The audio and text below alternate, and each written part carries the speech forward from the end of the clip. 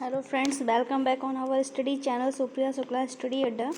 आज आपके लेकर आई हूँ टॉप 20 मनोविज्ञान के प्रश्न। अगर आपने ये कर दिया इसका मतलब आपकी तैयारी बहुत अच्छी चल रही है।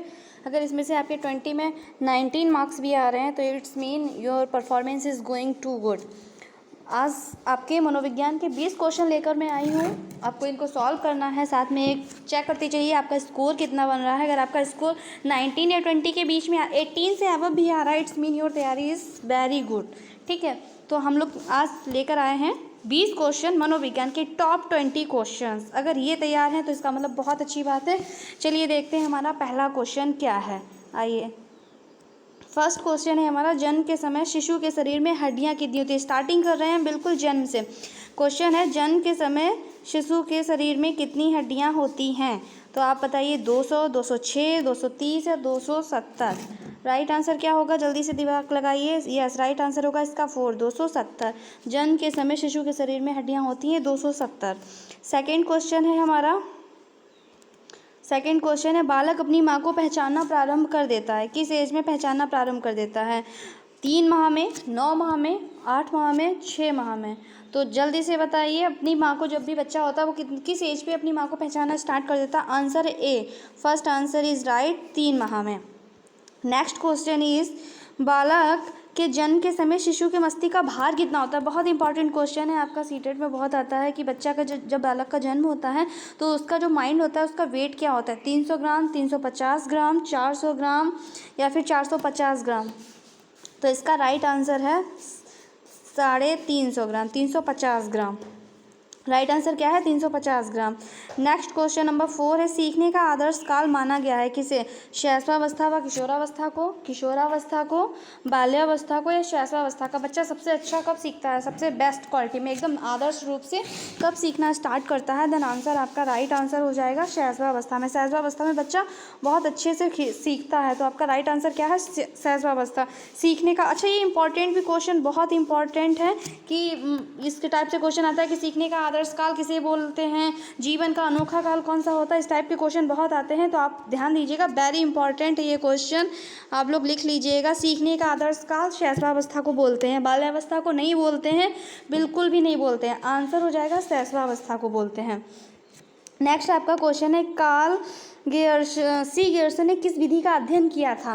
कार्ल गेर्सन ने किस विधि का अध्ययन किया था। आपका आंसर क्या हो जाएगा, लंबात्मक विधि, क्षैतिजी विधि, सांख्यिकी विधि या प्रयोगात्मक विधि। इन्होंने जो अध्ययन किया था बच्चों का, तो उन्होंने कौन सी विधि का यूज़ किया था। यस, हाँ, राइट आंसर है लंबात्मक विधि, बिल्कुल सही आंसर है। आंसर है आपका लंबात्मक विधि। याद कर लीजिए, कार्ल गेर्सन ने कौन सा यूज़ किया था, लंबात्मक विधि को।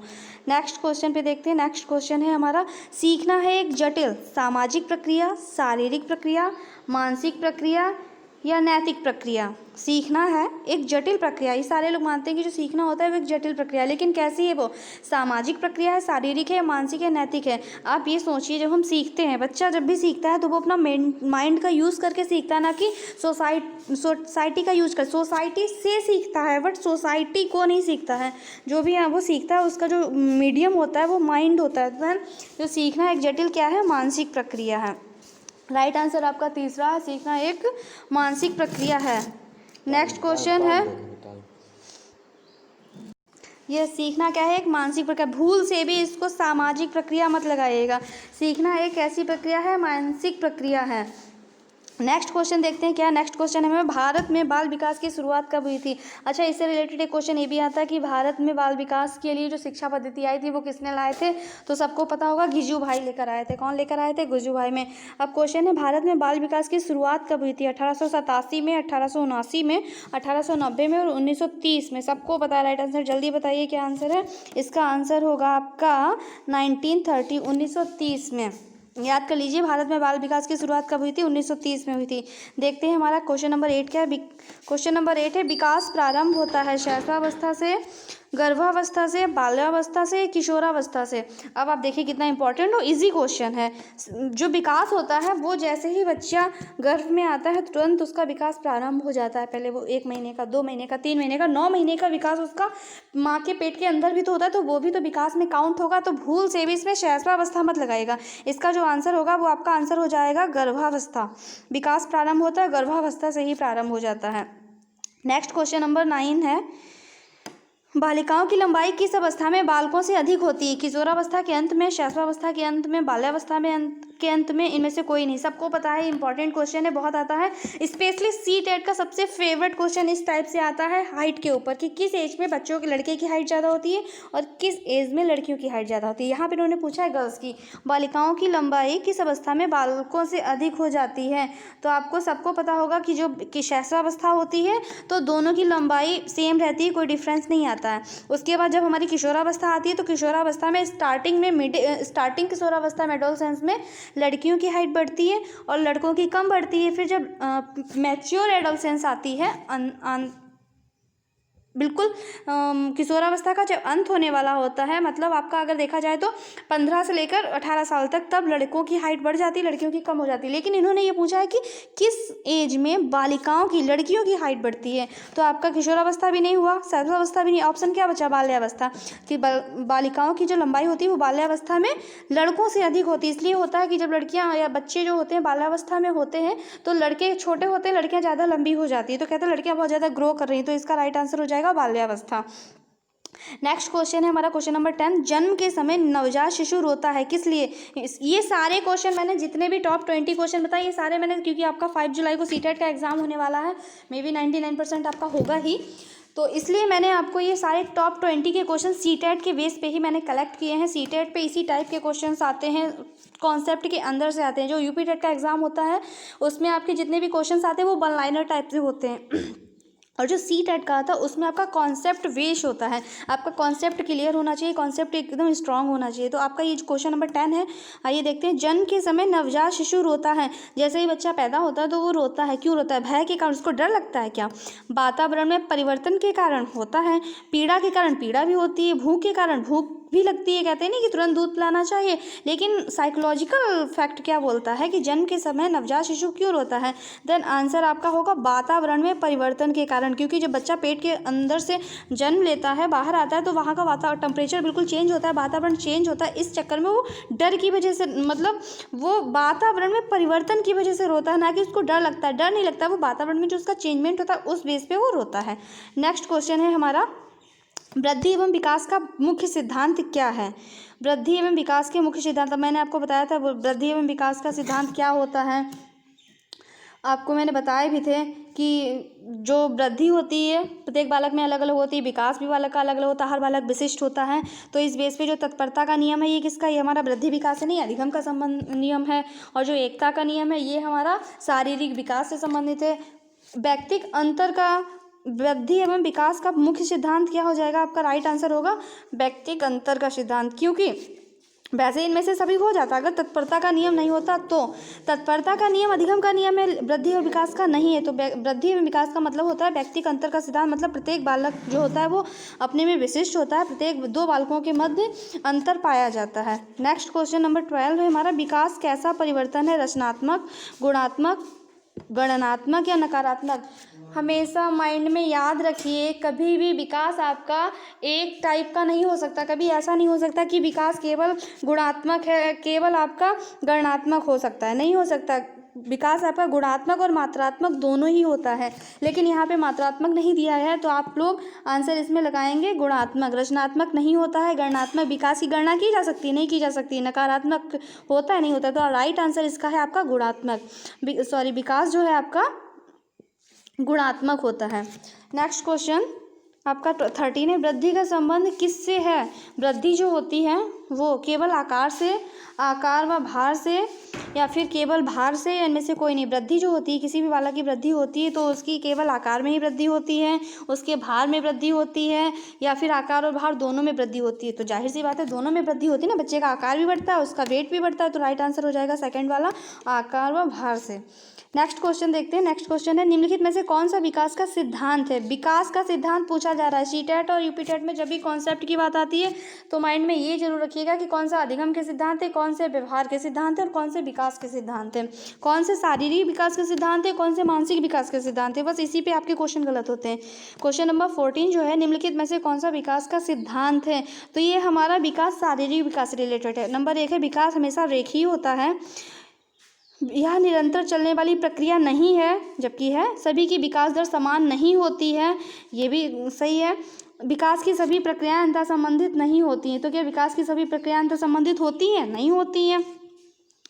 सॉरी, विकास की सभी प्रक्रियाएं अंतः संबंधित नहीं होती हैं, एक दूसरे से कनेक्टेड ही होती हैं ना। विकास की दर समान नहीं होती है, गलत बात है। विकास की दर अलग हो सकती, कम हो सकती, ज़्यादा हो सकती है। विकास की जो मात्रा होती है वो आपका कम या ज़्यादा हो सकती है, लेकिन विकास की दर हमेशा समान नहीं होती है। यह निरंतर वाली चलने वाली प्रक्रिया नहीं है। ऑब्वियसली है, विकास हमेशा रेखीय होता है, ऐसा नहीं है, क्योंकि विकास हमेशा रेखीय नहीं होता है। सर्पिलाकार भी होता है, वर्तुलाकार भी होता है। तो आपका ये भी गलत है, आपका ये वाला भी गलत।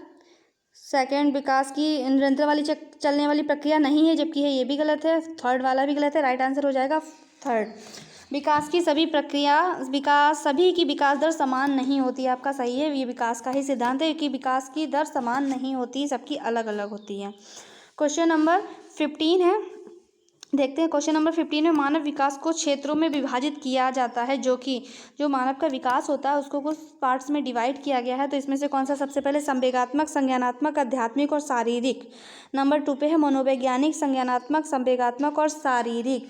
नंबर 3 पे है शारीरिक, आध्यात्मिक, संज्ञानात्मक और सामाजिक। नंबर 4 पे है शारीरिक, संज्ञानात्मक, आध्यात्मिक और सामाजिक। तो बच्चे का विकास जो होता है वो शारीरिक भी होता है और सामाजिक भी होता है, संज्ञानात्मक भी होता है। इसमें हमारा क्या दे दिया है इन्होंने? सबसे पहले संवेगात्मक विकास होता है क्या? नहीं होता है। दूसरे पे इन्होंने कहा मनोवैज्ञानिक विकास होता है, फिर संज्ञानात्मक विकास होता है, ऐसा भी नहीं है। इन्होंने कहा सबसे पहले शारीरिक विकास होता है थर्ड नंबर पे, फिर आध्यात्मिक होता है, ऐसा भी नहीं है। चौथे में इन्होंने बोला है कि सबसे पहले शारीरिक विकास होता है बच्चे का, फिर संज्ञानात्मक विकास होता है, फिर आध्यात्मिक विकास होता है और फिर सामाजिक विकास होता है। तो राइट आंसर आपका 4 वाला हो जाएगा। स्टेप बाय स्टेप सबसे पहले बॉडी का डेवलपमेंट होता है, फिर माइंड का डेवलपमेंट होता है, फिर जब बच्चा मैच्योर हो जाता है, एडोलसेंस से अबव हो जाता है, तो उसमें आध्यात्मिक भावों का विकास होता है, लास्ट में उसका सामाजिक विकास होता है। तो क्वेश्चन नंबर 15 का answer number 4 is right answer. Next है क्वेश्चन नंबर 16। कोलबर्ग के अनुसार शिक्षक बच्चों में नैतिक मूल्यों का विकास कर सकता है। धार्मिक शिक्षा को महत्व देकर, व्यवहार के स्पष्ट नियम बताकर, नैतिक मुद्दों पर आधारित चर्चाओं में उन्हें शामिल करके, कैसा व्यवहार किया जाए इस पर कठोर निर्देश देकर। जो कोहलर ने नैतिक विकास का सिद्धांत दिया था, उन्होंने कहा था कि बच्चे के अंदर नैतिक विकास होना चाहिए। तो धार्मिक शिक्षा दिया जा सकता है? नहीं। व्यवहार के स्पष्ट नियम बना के? नहीं। आंसर आपका राइट हो जाएगा थर्ड वाला, नैतिक मुद्दों पर आधारित चर्चाओं में उन्हें शामिल करके। Then third is the right answer. Question number 17 is निम्नलिखित में से कौन सी समस्या समाधान की वैज्ञानिक पद्धति का पहला चरण है? मतलब जब भी हम कोई भी प्रॉब्लम को सॉल्व करते हैं तो सबसे पहले हमारा स्टेप क्या होता है? सबसे पहला स्टेप हमारा क्या होता है कि प्राकल्पना का परीक्षण करते हैं। अरे नहीं भैया, वो तो लास्ट में करेंगे। प्राकल्पना का निर्माण करेंगे, बिल्कुल करेंगे, लेकिन इतनी जल्दी भी नहीं करेंगे। समस्या के प्रति जागरूकता बिल्कुल होनी चाहिए। जागरूकता नहीं होगी तो समस्या समझेंगे कैसे? प्रासंगिक जानकारी को एकत्र करना, ये भी करना जरूरी। लेकिन इन्होंने ये पूछा कि पहला चरण, ऑप्शन 4 के चारों सही है, चारों ये स्टेप आते हैं समस्या समाधान में, लेकिन पहला चरण कौन सा होता है? तो पहला चरण होता है समस्या के प्रति जागरूकता। जब तक हम जागरूक नहीं होंगे हम समस्या का समाधान कैसे करेंगे? तो राइट आंसर है समस्या के प्रति जागरूकता। नेक्स्ट क्वेश्चन नंबर 18 है, किस आयु काल में मानसिक विकास अपने उच्चतम सीमा पर पहुंच जाता है? किस आयु का मतलब किस एज पे बच्चे का माइंड का development, mental development higher level पे होता है? 5 से 10 वर्ष में हो ही नहीं सकता। 20 से 25 वर्ष, अरे मनोविज्ञान में 20 से 25 वर्ष होता ही नहीं है, तो हम ये आंसर लगा ही नहीं सकते, क्योंकि जो साइकोलॉजी है वो हमारी 20 एज तक ही रहती है, 20 के ऊपर जाती नहीं है, क्योंकि वो प्रौढ़ावस्था आ जाती है।